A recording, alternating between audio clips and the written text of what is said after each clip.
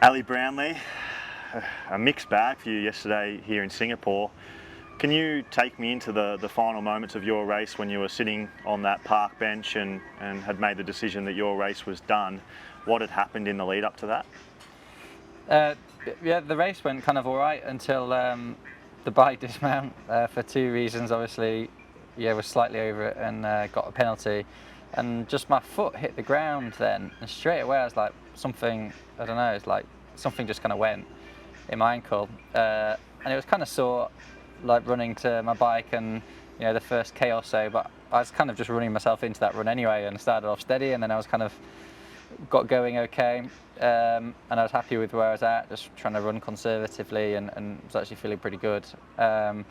And then stopped for the penalty and got going after that, and then on one of the corners, just again something went really sore, and so I kind of tried to keep running, walk a bit, stretched it a bit, just in case, optimistically to see if it would start feeling better, and it just didn't. My ankle was super sore, and I was like, well, I can either hobble around this, for the next whatever it was by that point, 10k or something, or not. And so I mean, with all the problems I've had with in those areas over the years, I was like, no, I'm just going to stop.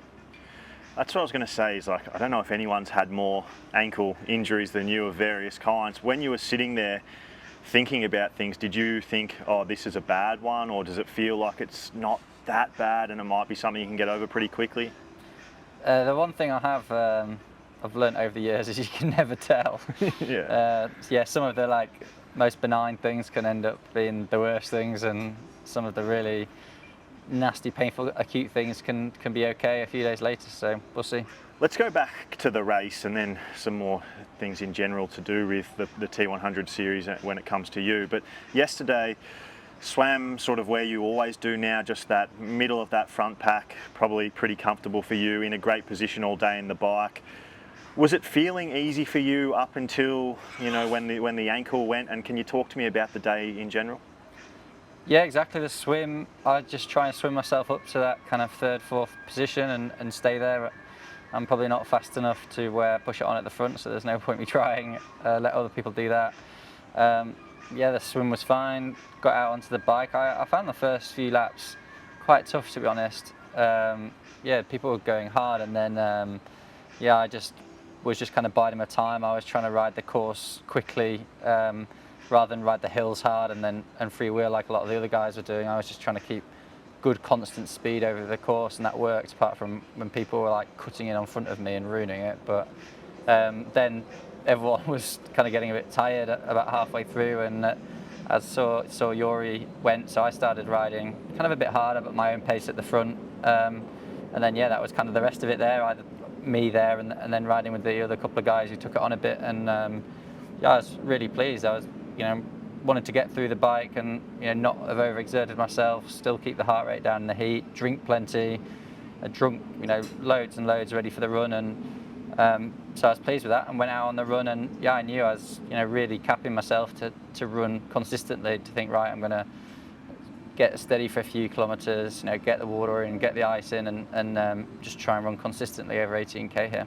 When Yuri went, he got a gap of 30 seconds to your group, and then it was you who went across, and you got that gap down to, I think at its lowest point it was 14 seconds, and then ultimately it blew back out to about 1 minute and 15 seconds.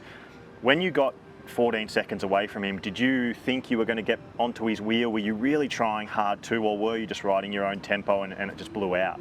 Yeah, well, I was riding my own tempo. I think I was riding probably a little bit harder than I wanted to at that point, so then I eased off again. I wasn't actually conscious of how big that gap was, because I was just kind of riding with my head down and just trying to ride quickly over the course. I mean, I actually didn't think I was really catching him. I thought it was just held static. If you did know that it was only 14, 15 seconds at one point, and you had have been told right at that moment, would you have increased your tempo to get across to him, or would you have made the same decision that you did to just ease off a bit? I mean, I guess at that point I probably could have, gone a bit harder or carried on riding quicker to just over a few K to make that gap up. But I'm not sure it would have been good for the rest of the race. You revolutionised short course triathlon. You were the guy who started this thing where you would just swim and ride as hard as you could and make sure everyone else around you was working, and then the battle in the first 2-3k of a 10k run with you would be, you know, hey, I'm going to run 240 per k, keep up if you can, and it garnered so much success for you, being the most successful short course triathlete of all time, and without a doubt the best short course triathlete of all time. But now in your long course career, and particularly right now, everyone is sort of saying, oh, Alistair needs to pace himself, he needs to pace himself, he needs to pace himself. Do you listen to that, and what do you think about that? Yeah, I mean, obviously you do, because it's, you know, you're racing over 3 hours and 18k or 21k, not under 2 hours and 10k, so it's a completely different dynamic. And yeah, I mean, it is pacing myself.